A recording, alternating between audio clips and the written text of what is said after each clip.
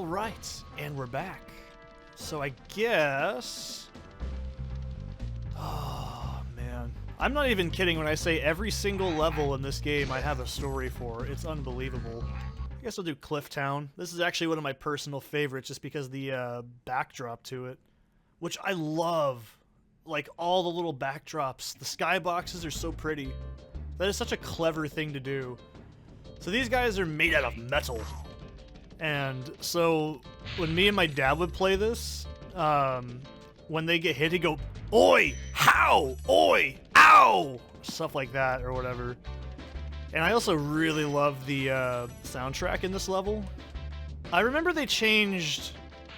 Alright, so that's... She's Big Titty Hentai Mama. Okay? I don't know what this... I think it's called Nork Woman or something like that. Yeah, they're like dominatrixes in a kid's game. Also, look at their paddle. It's got like the purple soup shit. Yeah, she gives you a big spanking. And they have big titty hentai...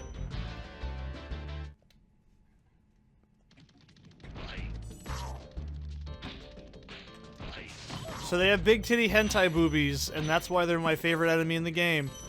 Done! There, I made the joke. You happy? Also, check this shit out. I always thought that was so cute. You know what? It was so cool, I'm gonna do it again. I fucking love that. You're probably like, but Seth, I thought those exploded. No, you're thinking of Spyro 2 and 3. Where they go, they crackle and they explode. Also, look at this shit! Watch! And then if you kill him with this... Big titty hentai mama, get out of the way. Watch. Watch me kill innocent animals. Like, everything in this game has so much squash and stretch, it's just absolutely amazing. Also, the butterflies can't be eaten in this game unless you have missing health. In the sequels, if you eat 10 with Sparks, you get an extra one-man. Boy, ow, ow! I fucking loved doing that as a kid. So, the egg thieves actually stopped showing up after Magic Crafters. So, it's one of the few collectibles in the game. Oh, you can also kill these guys with flame, I think, when they're running, but I could be wrong. I don't know. I don't want to find out. That's the main reason. So, I remember, and I remember very well, this was like the level they used to show off that, like, look at our cool new game tech that we can create at Insomniac Games in 19 whatever the fuck year this game came out. And, like, they were showing it off, but I was just sitting there going, I want to explore! Because I was, like, a baby, basically, at that time. Well, we all know I was born a man, and a man. But, you know, it doesn't really matter. This game, just, look at this. This captured my imagination so much as a kid. And you could be like, wow, you were a really stupid kid if this captured your imagination. Well, yeah, does it show? I'm 30 years old playing a game designed for children. What else do you think I have to do with my free time after a work night? I don't have anything I have to do anyways. What was I gonna say? I should probably be sleeping, but no, I don't. I have some hearty hazelnuts, Seattle's Best, with some sugar-free vanilla creamer. Whoa. I know, absolutely. Fuck you, game. Absolutely living on the edge, this one. But yeah, when I was a kid, I used to love doing this level because I really love deserts, and I also really love, like, I guess the aesthetic I always kind of felt like this was kind of Aztec. I know that's probably a stretch, but something about the, like, the color, the designs, it makes me think of Pueblos, or, I don't know, it's something about this just screams Latin America to me, and I really cannot explain it. Maybe it's the sandals, I guess, I don't know, but there's something about this level that I really have always been impressed by. And let's see if I can focus the camera, not on the hentai cleavage monsters. This game had cleavage in it. It was adult. So adult. Look at the inside of this thing. Like, when I was a kid, I'd be like, you can get in there, I bet. And I'd spend like minutes trying to get inside that shit.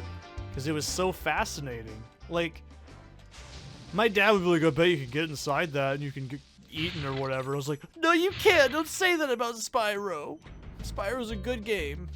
Good things. Go play your siphon filters in Gran Turismo. Leave me alone, Dad. This is a kid's game. I mean, this is a grown-up's game. But, oh man. There was so much about this game that I would draw a lot. And now this probably doesn't register very well with some people that are only familiar with my Begotten series, where I did showcase some of my drawings, but when I was a kid, I didn't have damaged, like, nerves. I have probably got, like, developing arthritis. I know I had tendonitis when I was younger, and I have like nerve damage in my fingertips. So yeah, I can't draw like I used to, but I used to draw everything from this game because it was one of the 4 games I pretty much owned. And what do you know? Also, these buzzards, they used to terrify me because they just home in on you and I couldn't see it, and all of a sudden they're just like, oh no, I'm gonna get you. And I was like, I don't like it. So I'd always instinctively kill these things as fast as humanly possible to avoid taking damage, even though it didn't do anything scary, like make a scary noise or whatever. I just remember one of my cousins was like, they cut your throat. They bite you and they cut your throat. And I was like, oh, no they don't. He's like, that's what that sound is when they hit you. It's them cutting your throat. And I was like, I don't want to play this game anymore. Which also, I will talk about it when we get there, but there is a level in this game that when I was a kid, I had to have my fucking dad play it for me because I was so scared of it. I was a really, really flighty child. It's amazing how much stuff actually scared me. Like, it didn't, I mean, yeah, I had a pretty ugly childhood and I got bullied a lot when I was a kid. That's why I'm such a fucking badass today. But back in the day, yeah, of course, like, I was afraid of the stupidest things you can imagine. If you name it, I was probably, like, I hated when people would, like, be like, you're like Chucky from fucking Rugrats. I was like, no, I'm not. I'm Tommy. I'm brave and shit my pants. Shut up. I didn't shit my pants for a long time, I hope. But, I like that I hope part there. I was terrified of a lot of crazy shit. I know I can just exit the level, but I want to show you guys how to move around the level. That way you can just be like, does Seth really? I'm like barely focusing playing this right now. I'm like dead serious. I'm just like autopiloting. Which is why I said the gimmick is every level, little story about my childhood, because every single level has a story at least. So, also I love it. This is like the first time you see a fuchsia gem, which is just super cool. I can't stand here, they'll actually attack me, by the way, so I have to move a bit. When I was a kid, I was also terrified. Like, so watch this. Listen to this sound they make.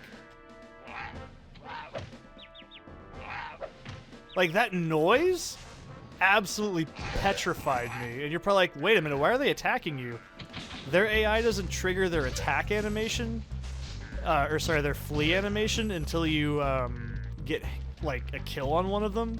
I don't know what the radiuses are, but they will eventually go, oh shit, and then they'll, like, flee. So, that's how that works if you're curious. And then the next level we'll do in the next video, so I'll see you then.